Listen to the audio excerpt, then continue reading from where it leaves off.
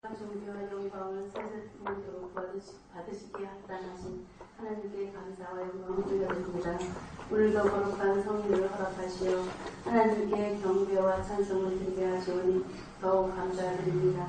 지난 한 주간의 삶을 되돌아볼 때에 우리들에게 죄와 허물밖에는 없었음을 고백하오니 우리들을 불쌍히 여겨주시옵소서.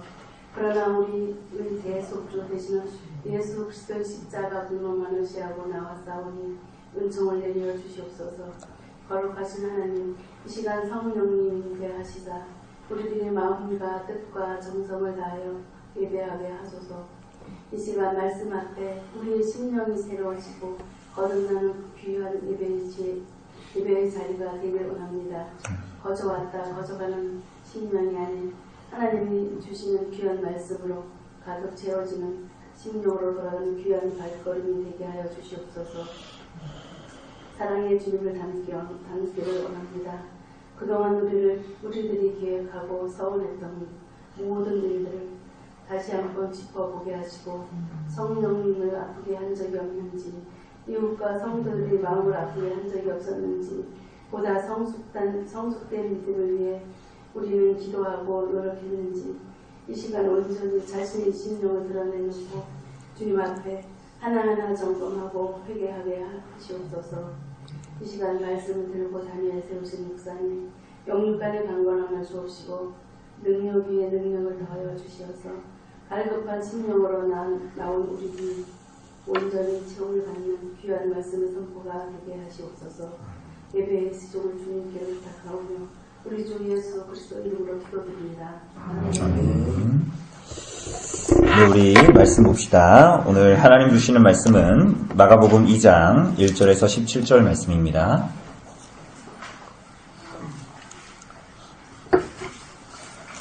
마가복음 2장 1절에서 17절, 제가 가진 성경으로 신약 성경 54쪽에 있습니다. 마가복음 2장 1절에서 17절까지의 말씀입니다. 제가 봉독해 드리도록 하겠습니다. 수일 후에 예수께서 다시 가버나움에 들어가시니 집에 계시다는 소문이 들린지라 많은 사람이 모여서 문 앞까지도 들어설 자리가 없게 되었는데 예수께서 그들에게 도를 말씀하시더니 사람들이 한 중풍병자를 4사람에게 메워 가지고 예수께로 올세 무리들 때문에 예수께 데려갈 수 없으므로 그 계신 곳에 지붕을 뜯어 구멍을 내고 중풍병자가 누운 상을 달아내리니 예수께서 그들의 믿음을 보시고 중풍병자에게 이르시되 작은 자야 내 죄사함을 받았느니라 하시니 어떤 서기관들이 거기 앉아서 마음에 생각하기를 이 사람이 어찌 이렇게 말하는가 신성모독이로다 오직 하나님 한 분 외에는 누가 능히 죄를 사하겠느냐. 그들이 속으로 이렇게 생각하는 줄을 예수께서 곧 중심에 하시고 이르시되 어찌하여 이것을 마음에 생각하느냐. 중풍병자에게 내 죄사함을 받았느니라 하는 말과 일어나 내 상을 가지고 걸어가라는 말 중에서 어느 것이 쉽겠느냐. 그러나 인자가 땅에서 죄를 사하는 권세가 있는 줄을 너희로 알게 하려 하노라 하시고 중풍병자에게 말씀하시되 내가 내게 이르노니 일어나 내 상을 가지고 집으로 가라 하시니 그가 일어나 곧 상을 가지고 모든 사람 앞에서 나가거늘 그들이 다 놀라 하나님께 영광을 돌리며 이르되 우리가 이런 일을 도무지 보지 못하였다 하더라. 예수께서 다시 바닷가에 나가심에 큰 무리가 나왔거늘 예수께서 그들을 가르치시니라.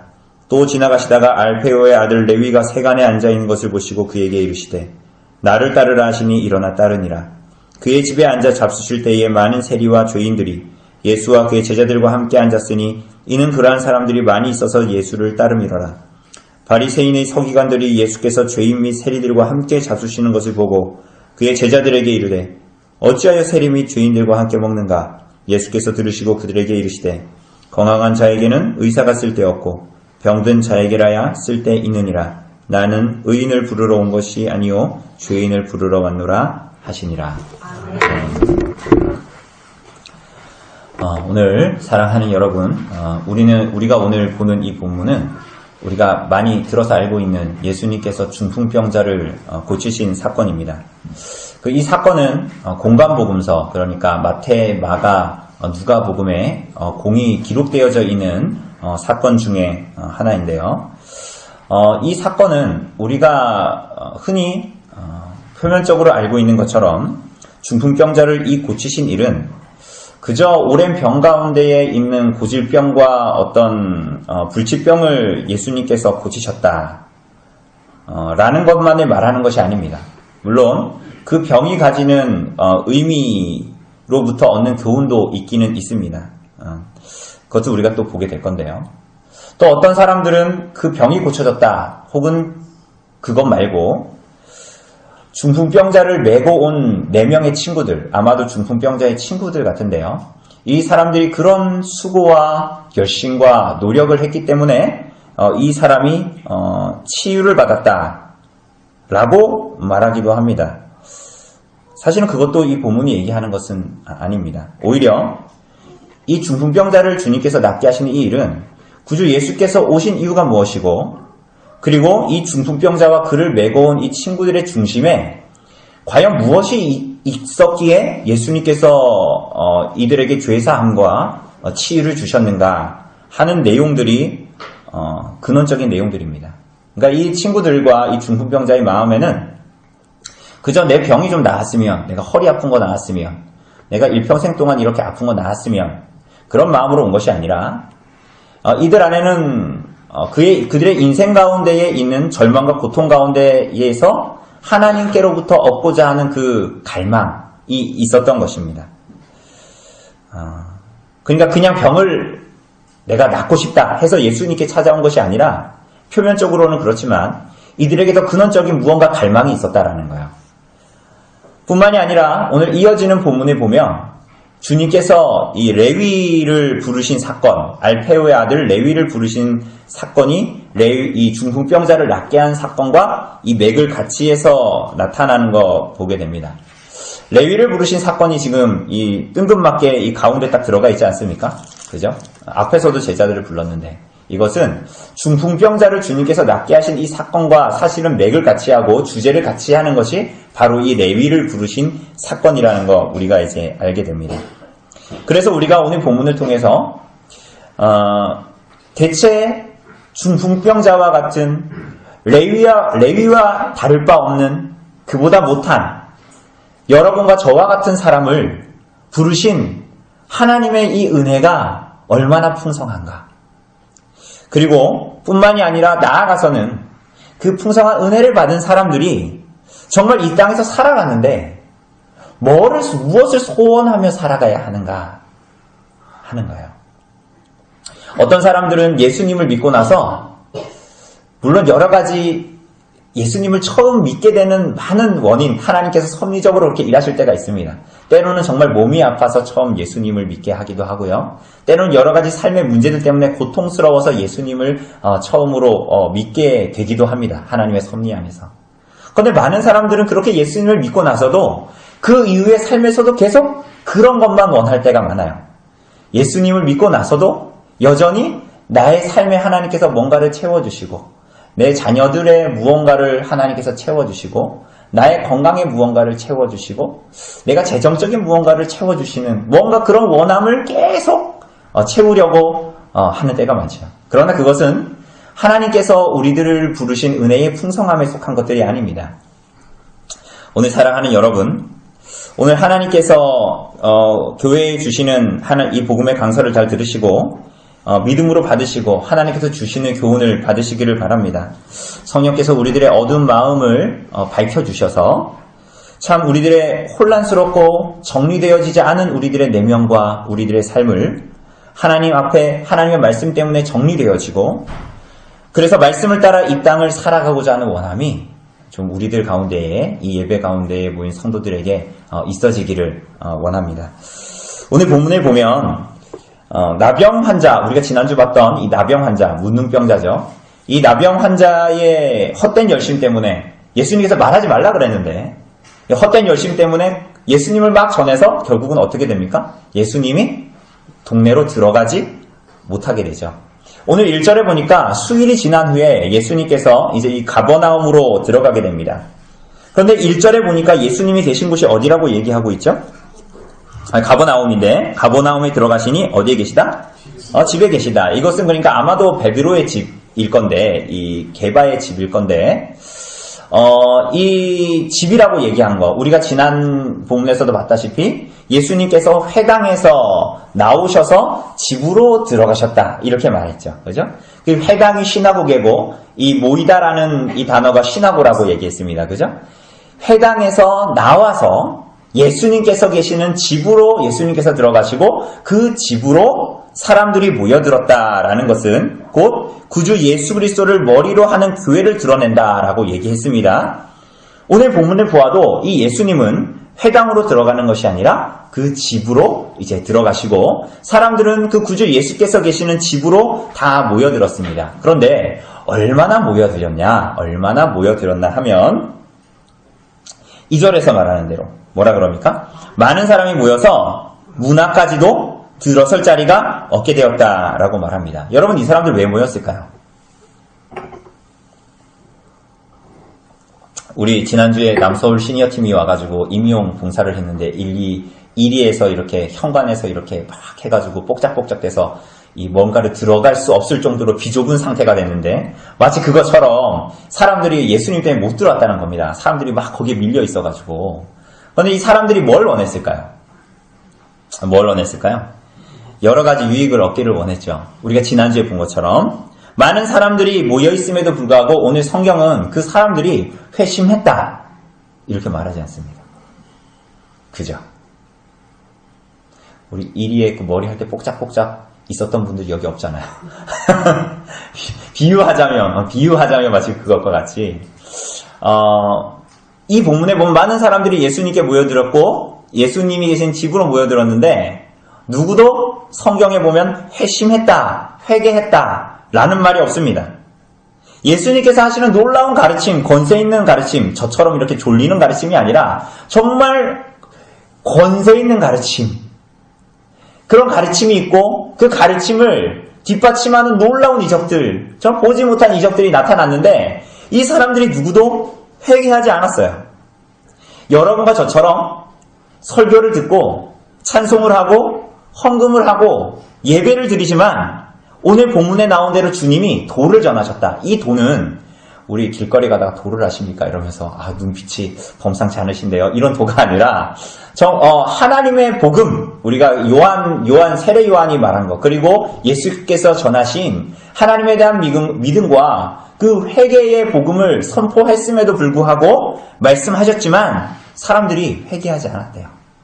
회심하지 않았답니다.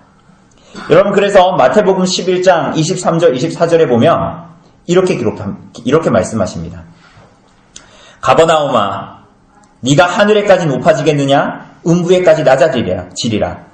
네가 행한 모든 권능을 소돔에서 행하였더라면 그 성이 오늘까지 있었으리라. 내가 너희에게 이르노니 심판날에 소돔 땅이 너보다 견디기 쉬우리라 하시니라. 예수님께서 지금 가버나움에 들어가셔서 많은 가르침과 이적을 베푸셨습니다. 그런데 사람들은 누구도 회심하지 않았습니다. 심지어 복음의 주인이신 예수께서 복음을 전하는데도 놀라운 이적을 보여주셨음에도 불구하고 예수님께서 그래서 마태복음 11장에 너희 가버나움아, 이게 무슨 얘기냐면 가버나움 지역을 말하는 게 아니라 그 가버나움에 있었던 사람들에게 얘기하는 것입니다. 너희 가버나움아, 너희가 교만하여 이 말씀을 받지 않으니 너희에게 내릴 하나님의 진노가 소돔 땅보다 더하겠다라는 거예요. 오히려 너 소돔 땅에 이 복음을 전했으면 그 땅이 지금도 있었을 거라라고 주님께서 말씀하시는 것입니다. 그러니 여러분 잘 보십시오. 이 가버나움에 모였던 이 사람들이 예배를 드리면 드릴수록, 설교를 들으면 들을수록, 말씀을 들으면 들을수록 그들에게 내려질 심판은 더욱더 엄중하게 되는 것입니다. 그들이 받을 심판은 더 무거워지는 거예요. 여러분, 왜 그렇습니까? 왜냐하면 그들은 성자 하나님으로부터 말씀을 듣고도 자신의 죄를 회개하지 않고 하나님 앞에 회심하지 않고 예수 그리스도를 구주로 받아들이지 않았기 때문입니다. 이 말을 다르게 얘기하면 예수님의 말씀을 듣고도 예수님을 좇지 않았기 때문이에요. 이들이 말로는 하나님을 믿고 경외한다고 했지만 참된 믿음이 아니었기 때문에 말씀을 따르는 삶의 변화가 일어나지 않았던 거예요. 그래서 우리가 이전에도 자주 얘기한 대로 실천적인 무신론자, 내가 예수님과 함께 집에는 있고 예배드리고 찬송은 하고 말씀은 듣는데 실천적 무신론자, 실제로는 하나님을 믿는 것, 내가 아멘 하는 것과 전혀 다른 삶을 이 땅에서 살아갔던 것입니다. 그들이 바로 이 가버나움에서 예수님의 말씀을 듣고 있었던 사람들입니다. 옛사람이 죽는 일에 관심이 없고 새 사람으로 사는 일에 관심이 없습니다. 이 땅을 살아가는데 필요한 것들이 채워지면 그뿐입니다. 그 이상 아무것도 아닌 거예요. 여러분은 예수님을 누구라고 생각하십니까? 여러분에게 예수님은 누구십니까? 여러분 지금 이 시간에 예배 드리고 있지 않습니까? 여러분 이 예배 누구 앞에서 누구의 존존에서 드리는 겁니까? 여기에 하나님이 계신 게 아니잖아요. 그죠? 그럼에도 불구하고 오늘 우리는 하나님의 백성들, 하나님 믿는 우리들이 모인 이 자리에 하나님께서 함께 하시지요. 하나님의 존전에 그러므로 우리가 함께 나와 있는 것입니다. 그것이 예배의 자리이지요. 여러분은 정말 하나님을 예배하고 있다. 지금 이 시간 여러분들이 하나님의 존전에서 하나님을 예배하고 있다라는 것을 믿고 알고 있습니까? 여러분이 듣는 말씀은 하나님께서 우리들에게 주시는 하나님의 말씀, 그리고 모인 이곳이 하나님의 임재의 약속이 있는 교회, 그리고 우리가 기꺼이 하나님의 말씀에 아멘 하면서 나아가는데 정말 그것을 믿냐는 거예요. 그래서 여러분의 삶에서 대가와 수고를 지불하면서 살기를 원하냐고 오늘 본문은 묻고 있는 거예요. 여러분 그렇지 않으면 오늘 가버나움에 있었던 사람들과 같이 그 저주가, 가버나움 사람들의 저주가 여러분과 저의 저주가 되는 것입니다.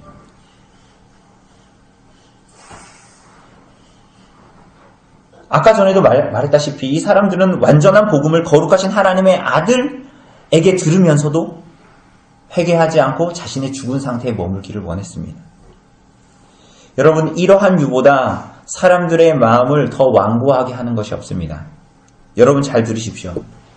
여러분 이러한 유보다 사람들의 마음을 더욱 완고하게 하는 것이 없다는 거예요.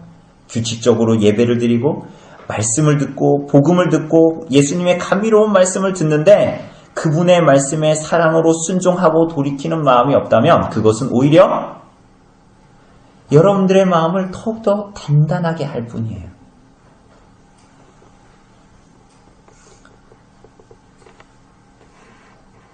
여러분 만약에 여러분의 마음에 그런 마음이 든다면 여러분 하나님께 도움을 요청하십시오.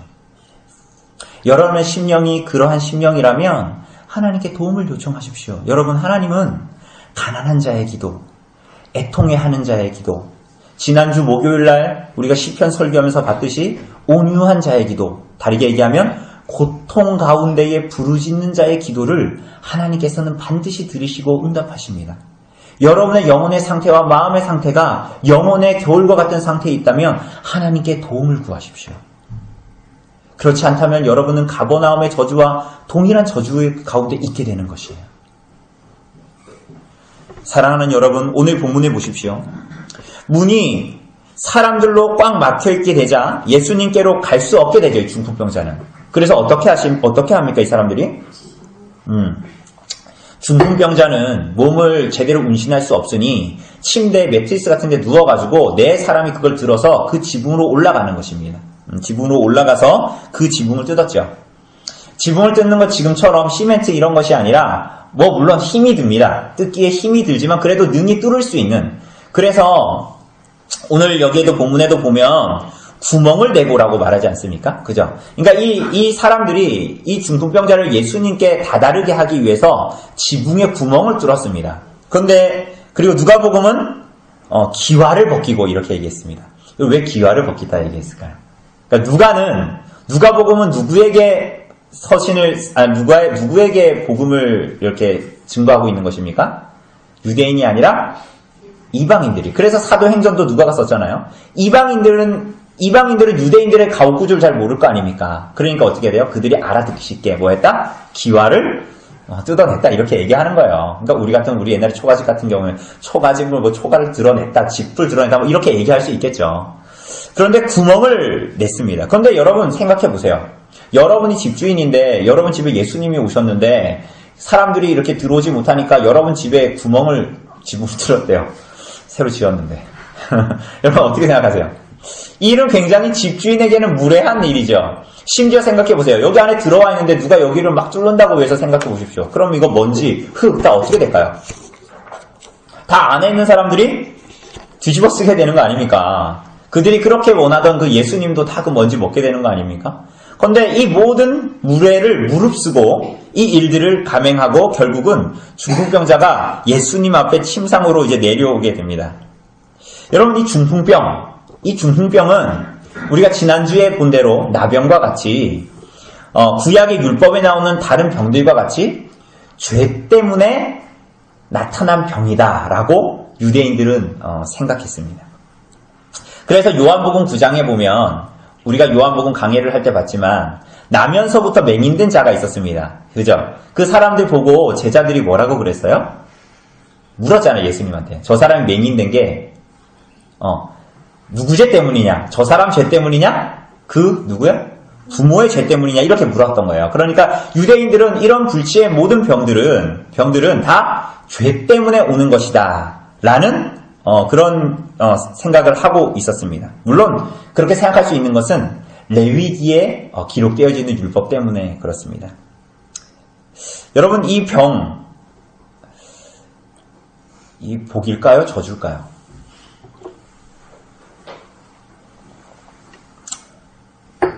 여러분 만약에 이 사람에게 이 병이 없었다면, 사실 이 중풍병이 없었다면 이 사람은 아마도 예수님을 소망하고 바라보지 못하고 그냥 그렇게 살다가 죽었을 것입니다. 이걸 다르게 얘기하면 이 병은 저주스럽게 보여도 그 사람에게는 말할 수 없는 복이었어요. 왜 그랬죠? 중풍병에서 나았기 때문입니까? 그렇지 않아요. 여러분 이 사람이 죽지 않고 다시 이렇게 병이 나아가지고 다음에는 병이 안 걸렸을까요? 그렇지 않아요. 여러분 나사로가 죽었다가 예수님께서 그를 부활시키셨습니다. 그죠? 죽었다가 살아났으니까 그게 복스러운 걸까요? 아니요. 나사로는 어떻게 됐을까요? 또 언젠가 병에 걸려서 또 죽었을 것입니다. 그러니까 이 중풍병에서 나았다고 해서 이 사람이 복스러운 것이 아니라 이 사람이 이 병으로 말미암아 오히려 하나님을 알게 되고 이 병으로 말미암아 우리들의 영혼의 의사이신 예수 그리스도께 나아갔기 때문에 그것이 복인 거예요. 여러분 다르게 얘기하면 이렇게 얘기하면 자꾸만 우리가 병이 나아서 이제 우리가 이게 복스럽다라고 얘기할 것 같으니까 그게 아니라 이 사람은 그가 일생 동안 그를 괴롭혔던 그의 이 질병, 중풍병이라는 이 병은 놀랍게도 그 사람을 영혼의 의사이신 구주께로 이끌어 주었다라는 거예요. 그런데 이것은 왜 복이냐? 그것으로 말미암아 그 사람은 자신의 죄와 자신의 허물과 자신의 영혼의 어두움과 자신의 어리석음과 자기 자신의 인생의 소망 없음을 깨닫게 되었기 때문이에요. 그러니까 이 사람이 예수님을 찾게 된 것은 사실은 우리들이 겉으로 볼 때는 병의 치유라고 보겠지만 예수님이 의뢰하시는 말씀을 보면 이 사람의 진정한 갈망은 물론 병의 치유일 수도 있지만 사실은 본질적으로는 병의 치유가 아니었습니다.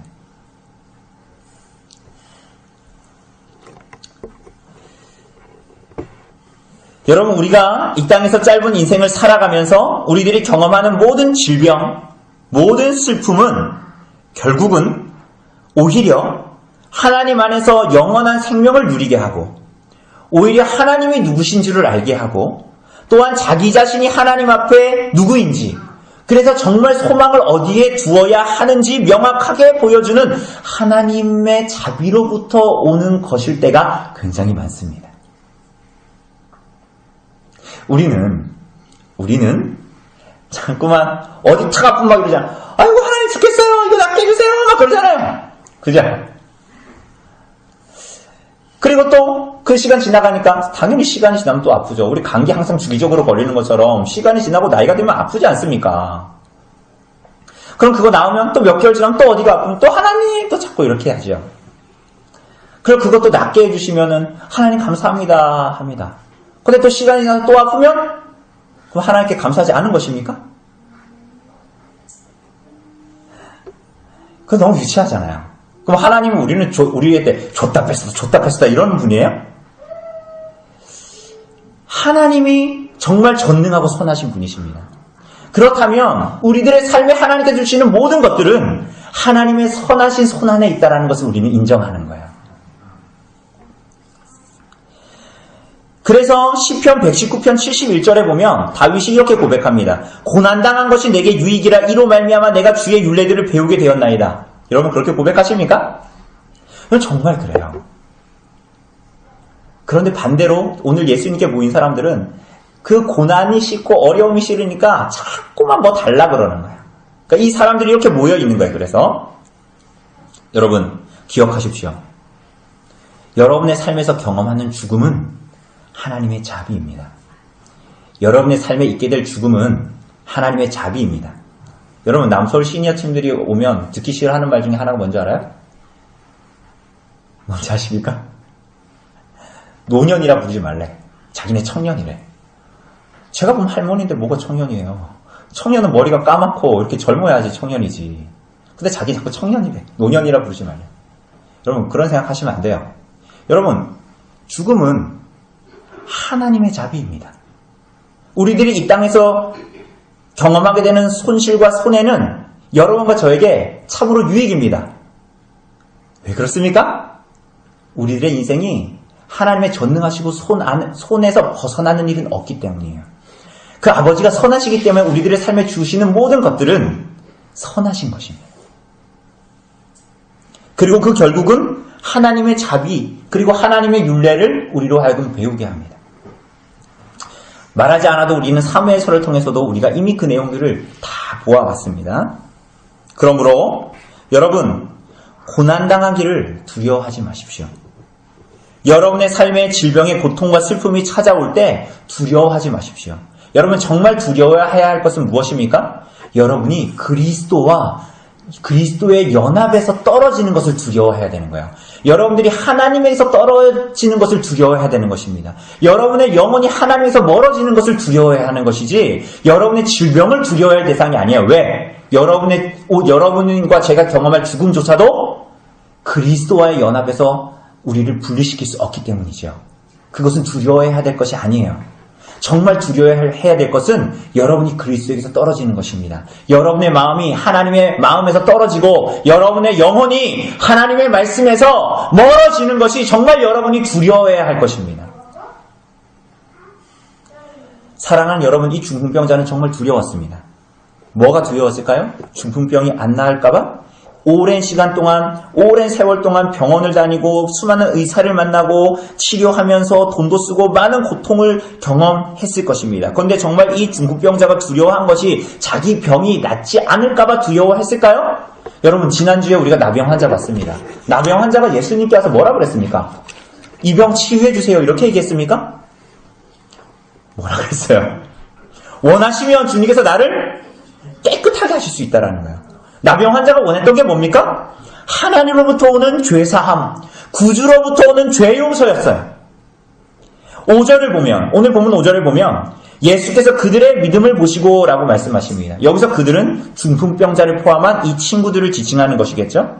그런데 그들의 믿음을 보셨대요. 여러분 여기서 믿음이라는 것은 그들의 노력, 봉사, 수고, 공로 때문에 예수님께서 무언가 이들에게 일을 하셨다라는 것을 말하는 것이 아닙니다. 보십시오. 주님께서 중풍병자에게 무엇이라고 말씀하시죠?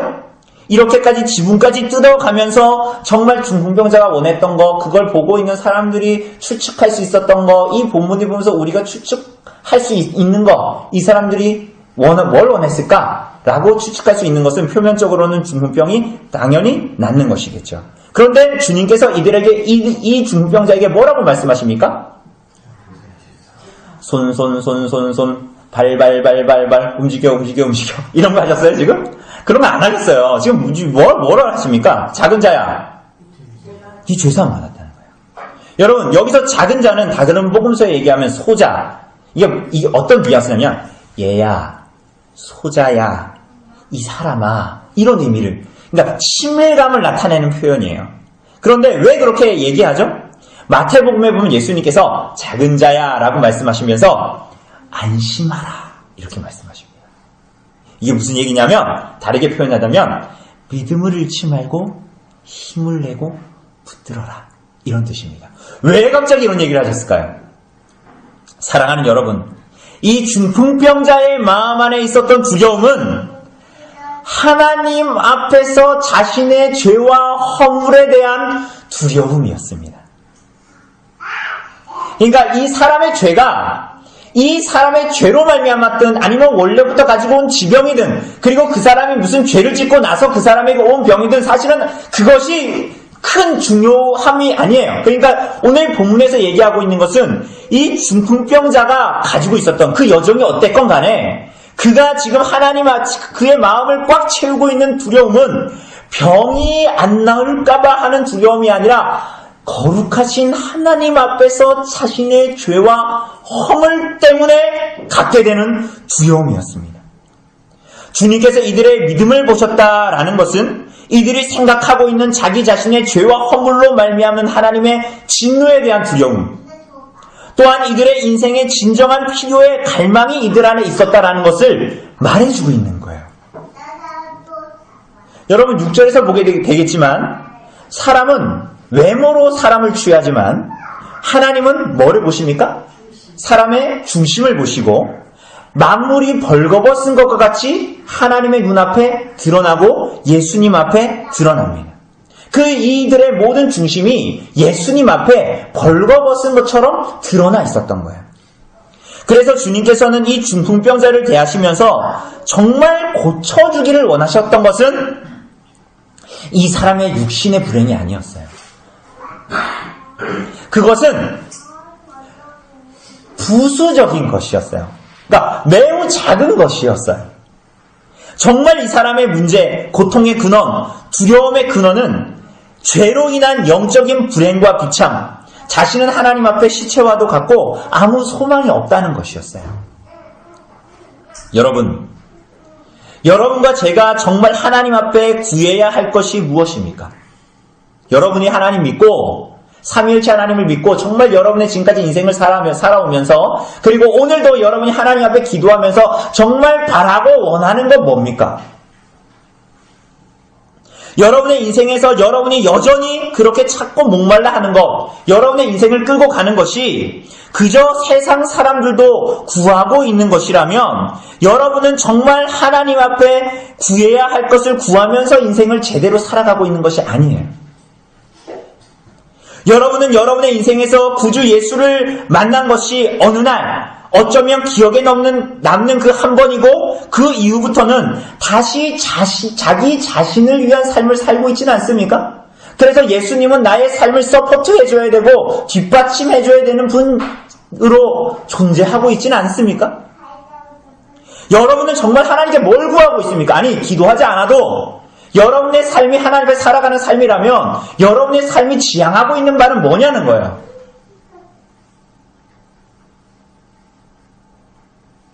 여러분이 인생에서 찾고 있는 게 뭡니까? 여러분의 영적인 문제가 예수 그리스도를 믿고 나서 완전히 모두 다 해결됐습니까? 여러분 사실 우리가 오후에도 보겠지만 그렇지가 않죠. 여러분 우리들이 정말 이 땅에 살아가면서 우리들이 정말 신경을 쓰고 관심을 써야 하는 것이 뭡니까? 여전히 우리들에게 남아있는 죄와의 싸움입니다.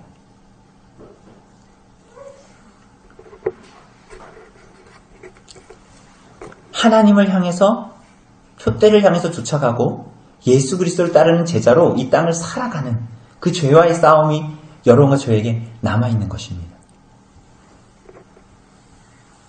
여러분 그럼에도 이런 진정한 필요와 문제에는 아랑곳하지 않고 여전히 예수 믿기 이전에도 구했던 것들에 목을 매면서 살아가고 있지는 않습니까? 그것을 어떻게 알 수 있죠? 여러분이 무엇에 목을 매면서 살고 무엇 때문에 하나님께 속한 것들을 너무나 쉽게 포기하고 얼마나 얄팍한 것들에 하나님께 속한 것들을 팔아넘기는가 하는 것을 보면 알 수가 있습니다. 여러분, 어떤 이단에 속한 사람들은 잘못된 진리를 진리로 믿으면서도 대충 살지 않고 우리들이 아는 것처럼 19, 20살밖에 안 된 아이들이 자신이 믿는 가르침 때문에 집총을 거부하고 감옥으로 들어가기를 마다하지 않습니다. 참 아이러니하죠? 그런데 참된 진리를 가진 사람들은 때로는 너무나 많은 경우 예수님을 그렇게 조추려고 하지 않습니다. 참된 진리를 가지고 있으면서도 적당히 타협하며 살려고 합니다. 사랑하는 여러분, 그 자리는 두려운 자리입니다. 가버나움의 저주가 있을 자리입니다. 참된 회개가 없는 자들의 자리, 위선자들의 자리입니다. 여러분, 그 자리에 있으시다면 나오셔야 합니다. 하나님께 도움을 구하여야 합니다. 주님께서 중풍병자에게 죄사함에 대해서 말씀하시자 서기관들이 마음에 생각하기를 뭐라고 생각합니까? 신성 모독이로다. 하나님 앞에 하나님 외에 누가 죄를 사하겠는가라고 생각합니다. 무슨 말입니까? 죄를 사하실 수 있는 분은 하나님밖에 없는데 왜 예수라는 사람이 죄를 사한다고 말하는가? 8절을 보면 이들의 중심을 주님께서 다 보시고 뭐라고 말씀하십니까? 어찌하여 이것을 마음에 생각하느냐? 이 말은 중풍병자조차도 자신의 죄를 깊이 인식하고 죄사함의 은혜를 예수께 구함에도 불구하고 이스라엘의 선생이라고 하는 너희들이, 성경을 가지고 있다는 너희들이, 성경을 가르치고 있는 너희들이, 교회에서 잔뼈가 굵었다라고 얘기하는 너희들이 어떻게 자신의 영적인 가난에도 눈을 뜨지 못하고 죄 용서를 구하지 못하고 죄와 싸우지 않고 있다면 살아가고 있냐, 이렇게 말씀하시는 거예요. 이러한 권위 있는 가르침과 증거하는 이적에도 하나님의 아들이신 그리스도를 받지 않는가? 의구심을 나타내시는 것입니다. 그래서 9절에 보면 주님께서 중풍병자에게 말씀하십니다. 내 죄사함을 받았느니라 하는 말과 일어나 상을 가지고 걸어가라는 말 중에서 어느 것이 쉽겠는가? 여러분, 뭐가 더 쉬울까요? 내 죄사함을 받았느니라 하는 말과 네 상을 가지고 일어나서 걸어가라 하는 말. 여러분, 내 죄사함을 받았느니라 하는 말은 영혼을 고쳐서 구원하여 살리는 일을 말하겠죠? 일어나 네 상을 가지고 걸어가라 라고 하는 것은 육신의 병을 고쳐서 건강하게 하는 일을 말하는 거겠죠? 무엇이 더 쉽겠습니까? 뭐가 더 쉬울까요? 네. 죄사함이 어렵고 치유가 더 쉽다라는 말씀을 지금 하시는 것입니다. 그러니까 10절에 보면 예수님이 자신에게 죄사함의 권세가 있음을 밝히시기 위해서 이렇게 말씀하셨다라는 거예요. 그러면서 예수님께서 그 10절에 보면은 뭐라고 말씀하시죠? 그러나 누가? 인자가 땅에서 죄를 사하는 권세가 있는 줄을 너희로 알게 하려고 내가 이 말을 했다. 이렇게 말씀하십니다. 여기서 인자는 다니엘서 7장에 나오는 이 오실 메시아를 상징하는 단어로 쓰이는 단어가 인자입니다. 그런데 예수님께서 갑자기 이때 이 단어를 사용하시는 거예요. 인자라는 단어를. 그러니까 예언된 메시아라는 것이죠. 그리고 예수님께서 중풍병자에게 그 이후에 내 죄사함을 받았느니라 말씀하시고 그 이후에 예수님께서 이 중풍병자에게 그리고 뭐라고 말씀하십니까? 일어나 네 상을 가지고 집으로 가라, 걸어라, 이렇게 말씀하십니다. 여러분, 사실은 이 말은 예수님께서 언제 하셔야 가장 멋있는 말이에요?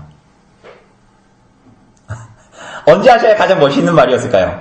친구들이 중병자를 지붕에서 막 달아내리고 딱 오자마자 사람들이 쟤네 왜 이래 딱 이러는데 주님께서 이 상을 가지고 걸어가라, 소자야.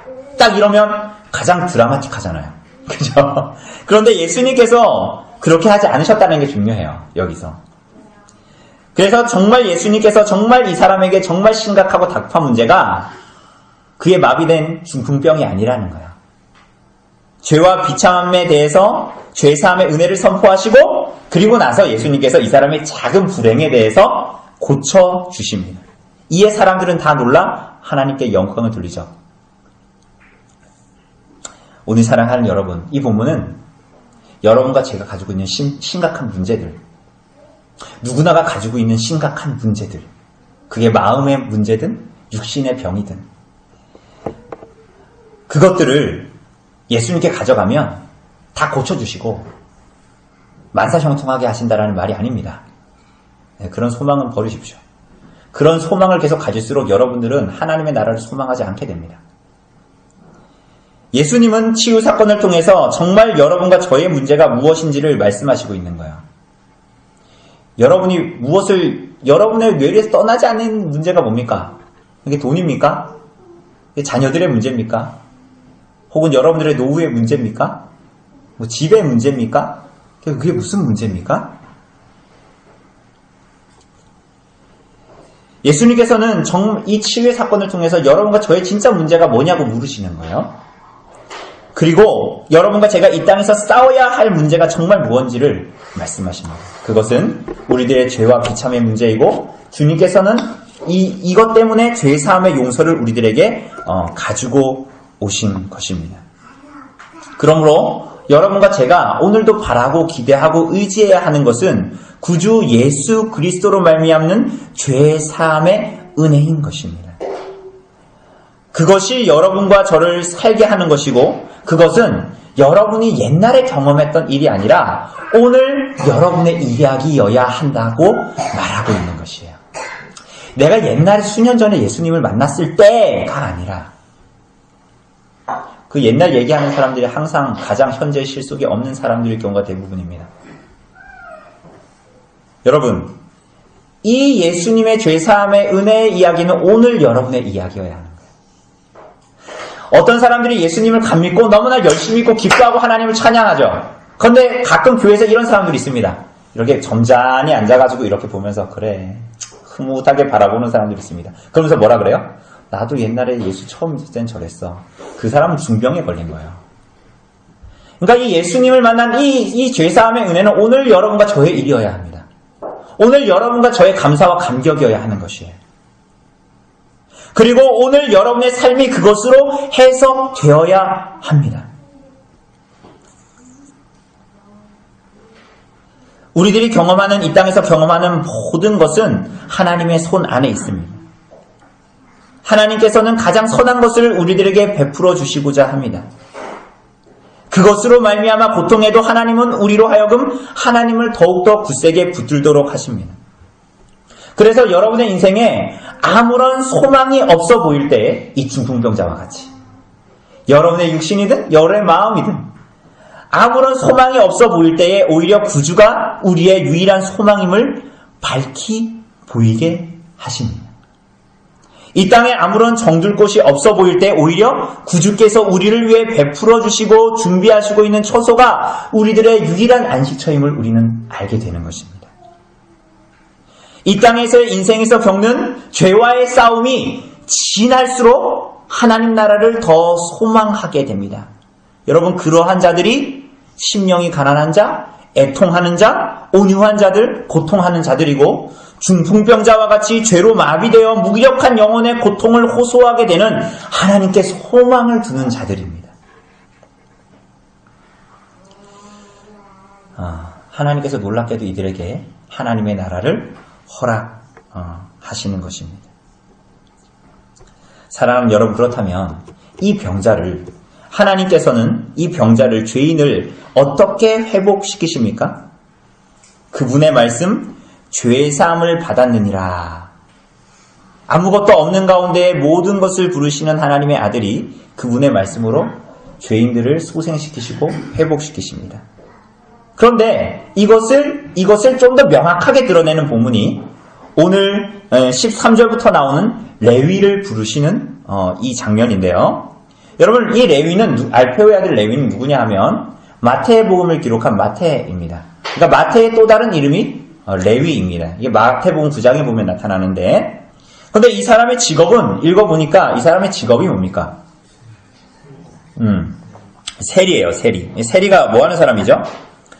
세금 거두는 사람입니다. 그런데 그냥 세무서가 아니라 쉽게 얘기하면 우리나라로 얘기하면 일제시대 때에 앞잡이 노릇을 해서 세금을 거두는 사람이에요. 그래서 로마의 압제를 받고 있는 이스라엘 백성들 가운데에서 세금을 걷습니다. 그런데 온전히 거두면 문제가 안 되겠죠. 그런데 이 사람들 어떻게 걷습니까? 여러 가지로 막 불리고 착복을 하고 액수를 늘려서 받고 로마에 바칠 것은 바치고 나머지 액은 어떻게 하는 거예요? 자기가 다 in my pocket 하는 것입니다. 자기 주머니에 넣는 것이죠. 그런데 그래서 이 세리들은 대부분 상당한 부자들이었습니다. 그렇지만 이스라엘 나라에서 이 세리는 이방인과 같이 취급을 받았어요. 그래서 이 사람들은 성전에도 못 들어갑니다. 이 성전에도 못 들어가고 회당에도 들어갈 수 없고 유대 법정에 증인으로도 세리를 세우지를 못합니다. 그래서 마태복음 곳곳에는 이 세리를 죄인의 전형으로 나타냅니다. 그러니까 세리가 돈 많이 버는 직업인데 죄인의 전형으로 나타납니다. 그래서 마태복음에 보면 창기와 세리들, 이방인과 세리들 이렇게 얘기합니다. 그러니까 하나로 묶습니다. 죄인의 같은 유형이라는 거예요. 예수님께서 근데 이 세관에 앉은 세리에게 뭐라고 말씀하시죠? 나를 따르라. 그래서 그가 일어나 예수님을 줬습니다. 이게 무슨 말입니까? 중풍병자건 하나님께 드리는 예배의 자리로 나아가지 못하는 죄인의 전형인 세리이건 하나님의 부르심이 없이는 누구도 죄사함으로 말미암는 구원을 얻을 수가 없다. 그래서 예수님은 죄사함의 자리에 나오지 못하는 세리인 레위를 찾아가십니다. 여러분, 그런데 잘 생각해보면 이 마태의 이름은 레위였는데 왜 이 사람의 이름은 레위일까요? 이 사람이 레위 지파라는 증거가 없거든요. 그러면은 부모가 이 사람의 이름을 레위라고 지었다는 거 아닙니까? 근데 레위는 어떤 사람들입니까? 이스라엘의 12지파 중에 하나인데 독특한 은혜를 받았던 사람들입니다. 우리가 알다시피 모세가 율법을 받으러 시내산에 올라갔다가 내려오니까 이스라엘 백성들이 뭐 하고 있었어요? 금송아지 섬기고 있었잖아요? 그죠? 그래서 어떻게 합니까? 하나님의 편에서는 하나님의 편으로 들어가서 모세의 편에 선 사람들이 누구예요? 레위 지파였어요. 그래서 금송아지를 숭배했던 3,000명들을 레위 지파들이 다 함께 도륙해버립니다. 그 이스라엘 백성들을. 그리고 나서 레위인들은 뭘 받죠? 하나님의 성막의 일을 맡게 됩니다. 그리고 레위 지파 중에 한 가문인 아론의 가문은 어떤 일을 맡게 되죠? 제사장 직분을 맡게 됩니다. 여러분, 마태가 레위 지파였을까요? 알 수가 없어요. 그런데 왜 이 부모는 이 아이에게 자기 아이를 낳고 이름을 지어줄 거 아닙니까? 근데 왜 레위라고 지었을까요?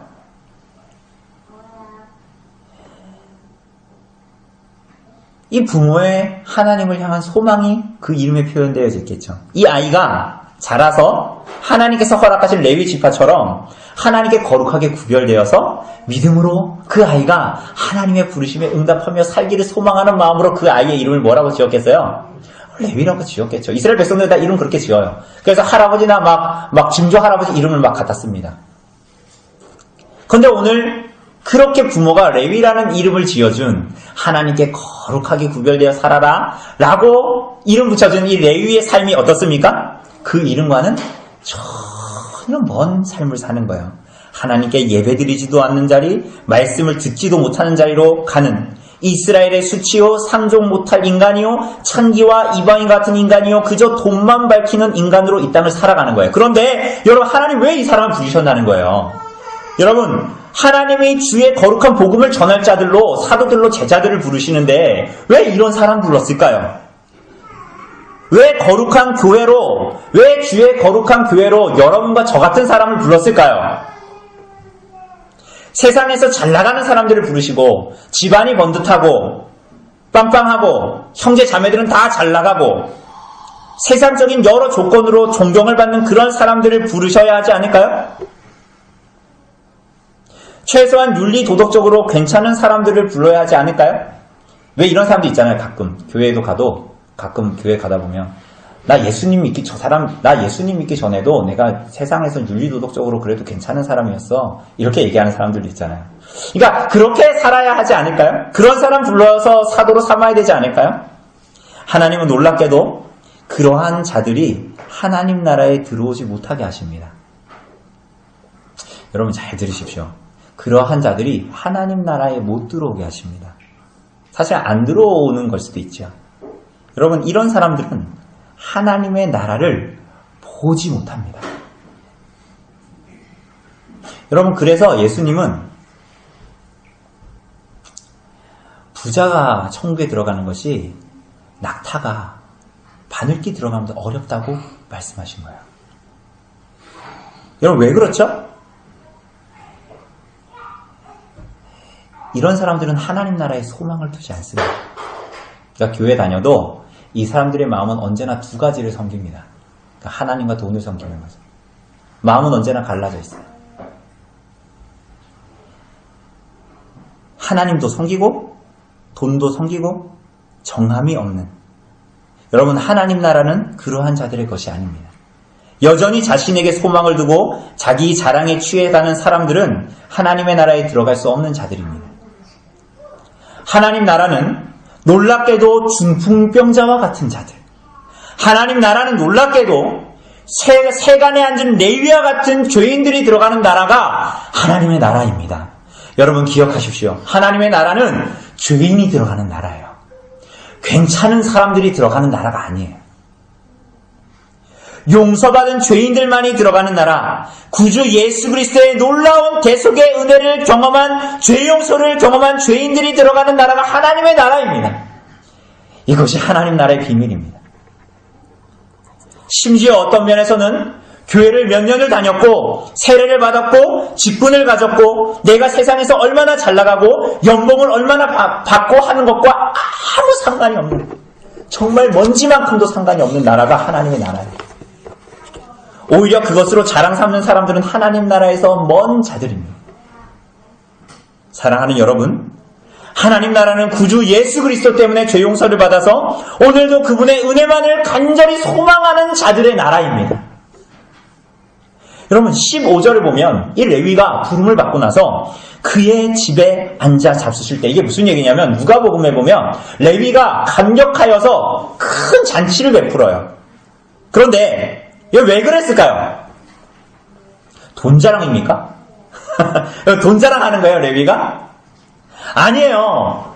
레위가 말할 수 없는 죄인으로서 은혜를 받았기 때문에 감사하고 감격해서 잔치를 베푸는 거예요. 그게 너무 크고 감격스러워서. 그러니까 아깝지가 않은 거예요. 모든 것을 다해서 그렇게 해도. 여러분 그런데 여러분 중요한 게 이 잔치에 들어온 사람들이 누구냐 하는 거예요. 누가 들어왔습니까? 세리와 죄인들이 들어왔어요. 여러분 잘 기억하셔야 됩니다. 여러분 레위가 거듭나서 나 이제 괜찮은 사람 됐으니까 난 이제 니네하고는 안 어울려, 난 이제 좀 상류층과 어울려야 되겠는데 그렇지 않았어요. 여러분 이 사람이 세리와 죄인들을 집으로 초대하고 있잖아요.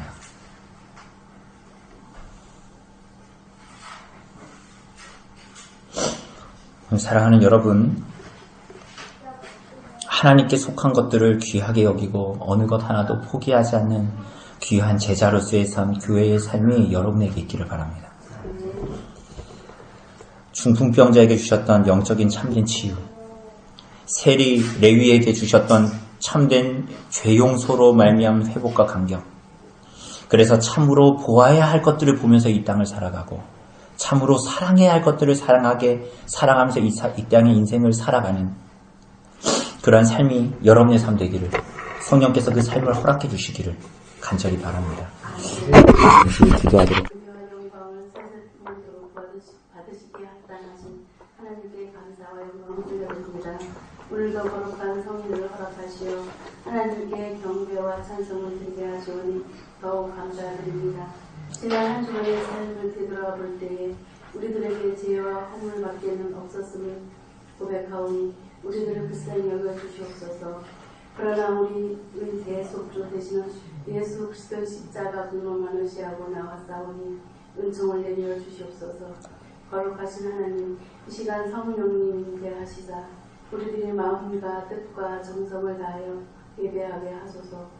이 시간 말씀 앞에 우리의 심령이 새로워지고 거듭나는 귀한 예배의 자리가 되길 원합니다.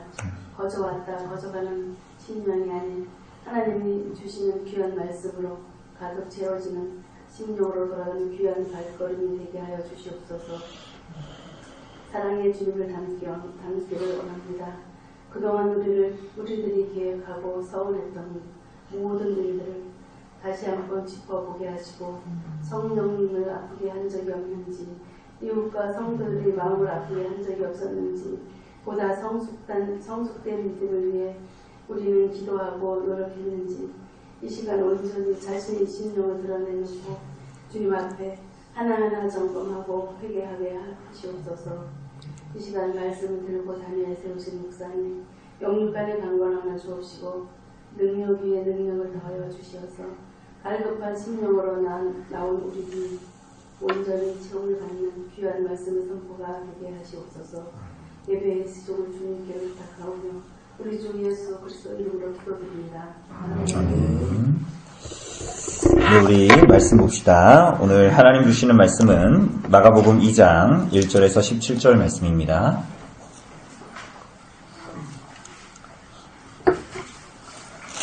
마가복음 2장 1절에서 17절, 제가 가진 성경으로 신약성경 54쪽에 있습니다. 마가복음 2장 1절에서 17절까지의 말씀입니다. 제가 봉독해 드리도록 하겠습니다.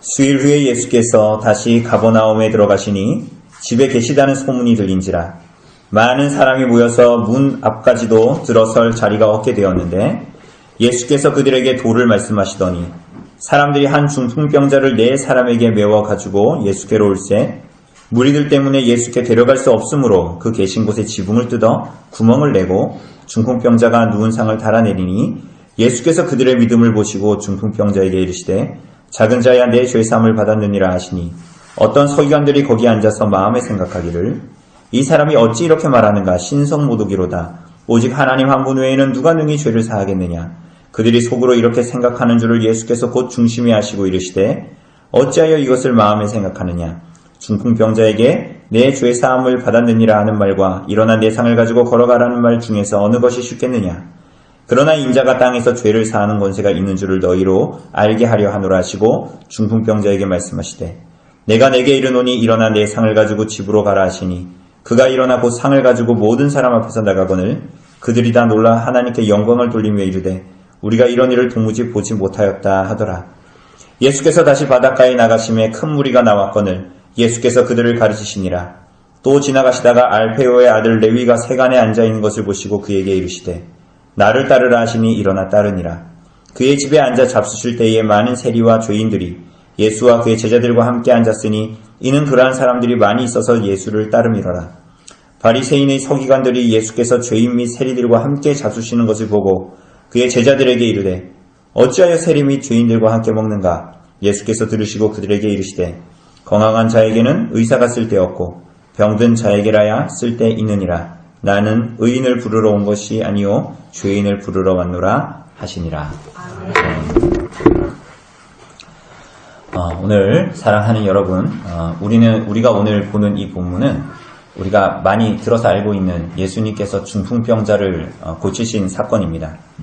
이 사건은 공관복음서, 그러니까 마태, 마가, 누가복음에 공이 기록되어져 있는 사건 중에 하나인데요. 이 사건은 우리가 흔히 표면적으로 알고 있는 것처럼 중풍병자를 고치신 일은 그저 오랜 병 가운데에 있는 고질병과 어떤 불치병을 예수님께서 고치셨다 라는 것만을 말하는 것이 아닙니다. 물론 그 병이 가지는 의미로부터 얻는 교훈도 있기는 있습니다. 그것도 우리가 또 보게 될 건데요. 또 어떤 사람들은 그 병이 고쳐졌다 혹은 그것 말고 중풍병자를 메고 온 4명의 친구들, 아마도 중풍병자의 친구들 같은데요. 이 사람들이 그런 수고와 열심과 노력을 했기 때문에 이 사람이 치유를 받았다라고 말하기도 합니다. 사실은 그것도 이 본문이 얘기하는 것은 아닙니다. 오히려 이 중풍병자를 주님께서 낫게 하시는 이 일은 구주 예수께서 오신 이유가 무엇이고 그리고 이 중풍병자와 그를 메고 온 이 친구들의 중심에 과연 무엇이 있었기에 예수님께서 이들에게 죄사함과 치유를 주셨는가 하는 내용들이 근원적인 내용들입니다. 그러니까 이 친구들과 이 중풍병자의 마음에는 그저 내 병이 좀 나았으면, 내가 허리 아픈 거 나았으면, 내가 일평생 동안 이렇게 아픈 거 나았으면 그런 마음으로 온 것이 아니라 이들 안에는 그들의 인생 가운데에 있는 절망과 고통 가운데에서 하나님께로부터 얻고자 하는 그 갈망이 있었던 것입니다. 그러니까 그냥 병을 내가 낫고 싶다 해서 예수님께 찾아온 것이 아니라 표면적으로